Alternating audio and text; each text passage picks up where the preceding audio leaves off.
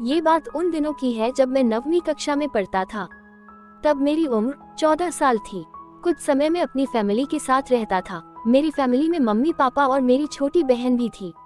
मेरे पापा गवर्नमेंट की नौकरी करते थे, इसलिए हमें सरकारी क्वार्टर्स में रहना पड़ता था। जब मेरे पापा का प्रमोशन हुआ था तब हमने उस कॉलोनी में एक बड़ा सा फ्लैट ले लिया। उसके बाद हम नए फ्लैट में शिफ्ट हो गए। मैं बहुत ही खुश था क्योंकि मैं सोच रहा था कि मैं अपना एक अलग से कमरा लूंगा। पता नहीं क्यों जिस दिन से हम उस घर में रहने के लिए गए थे तब से मुझे उस घर में अजीबोगरीब बेचैनी महसूस हो रही थी। उस घर में मुझे देर से सोने की आदत थी क्योंकि हमारा टीवी चैनल वाला हर रात को एक नई फिल्म दिखाता था और मेरे मम्मी पापा और बहन दूसरे कमरे में जल्द सो जाते थे। शुरू में तो सब कुछ ठीक था, लेकिन अचानक मुझे एक रात को जब मैं अपने बेड पर बैठकर मूवी देख रहा था तो अचानक मुझे रूम के बाहर से किसी की आवाज सुनाई दी। मुझे लगा कि मम्मी यहाँ पानी पीने के लिए उठी होगी। मैंने ध्यान नहीं दिया, लेकिन मैंने टीवी का आवाज थोड़ा धीमा कर दिया। लेकिन 4-5 मिनट के बाद फिर से वही आवाज आने लगी। वो आवाज किसी औरत के चलने पर उसके पायल की आवाज आती हो, जैसे कि छन छन छन। बिल्कुल ऐसे ही आवाज आ रही थी। मैंने टीवी का आवाज बिल्कुल बंद कर दिया, लेकिन बाहर से वही आवाज आ रही थी, छन छन छन। यह आवाज सुनकर मेरा शरीर कांपने लगा और मेरे रोंगटे भी खड़े हो गए। आवाज लगातार आ रही थी और 4-5 सेकंड के लिए सुनाई देती थी, उसके बाद बंद हो जाती थी। बाद में 3-4 मिनट के बाद फिर से छन छन छन, जैसे कि कोई भारी पायल पहनकर चल रही हो।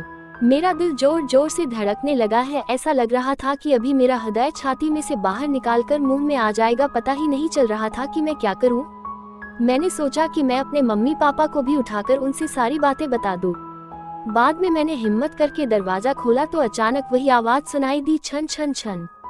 उस समय वही आवाज बिल्कुल मेरे सामने से आ रही थी। ऐसा लग रहा था कि कोई नई परिणीत स्त्री चलकर मेरे पास आ रही हो, लेकिन सिर्फ आवाज ही आ रही थी। सामने कोई भी नहीं दिख रहा था और आवाज भी बिल्कुल स्पष्ट सुनाई दे रही थी, छन छन छन। मैंने मम्मी पापा को जगा दिया और सारी सच्चाई उनको बता दी। मेरे पापा इस बात को मानने के लिए बिल्कुल तैयार नहीं थी।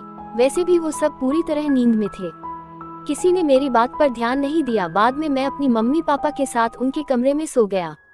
ऐसे ही 3-4 दिन निकलने के बाद एक रात को फिर से वही आवाज सुनाई दी, छन छन छन। बाद में मुझे उस आवाज की आदत पड़ गई।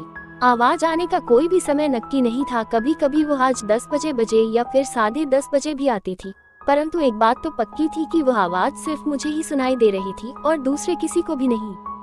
कभी कभी मैं वो आवाज मुझे बहुत ही डर जाता था, लेकिन हमारी कमी कभी भी कुछ भी खराब नहीं होना था। 8-9 महीने बाद हमें एक नया फ्लैट मिल गया और हम वहाँ पर शिफ्ट हो गए। उसी फ्लैट में हमारी जगह पर जो नए लोग रहने के लिए आए थे वो हमारे जान पहचान के लोग थे। उनका बेटा मेरा बहुत अच्छा दोस्त था और उनका फैमिली काफी बड़ा था। एक दिन वो अंकल हमारे घर पर आए और हमसे पूछा कि क्या आपको कभी कभी कोई आवाज सुनाई दे रही थी। बस यही बात सुनकर मुझे पूरा यकीन हो गया था कि वो कोई मेरा वहम नहीं था। उस अंकल के पूरे परिवार ने वही आवाज सुनी थी। आखिर में मेरे मम्मी पापा को यकीन हो गया कि मैं झूठ नहीं बोल रहा था। बाद में उन लोगों ने घर में पूजा पाठ करवाया। हमने यह बात जानने की कोशिश की थी कि उस घर में आखिर हुआ क्या था। तब जाकर पता चला कि उस घर में एक नहीं बल्कि 6 आत्माएं रह रही हैं। उस बात को 14 वर्ष हो गए और अब मैं बड़ा हो गया। मुझे पता नहीं है कि क्या आज भी वही आवाज सुनाई दे रही है या नहीं, लेकिन आज भी मैं उस आवाज के बारे में सोचता हूँ तो मेरे मन में एक अजीब सा डर लगने लगता है। भगवान की कृपा है कि आज सब कुछ ठीक है।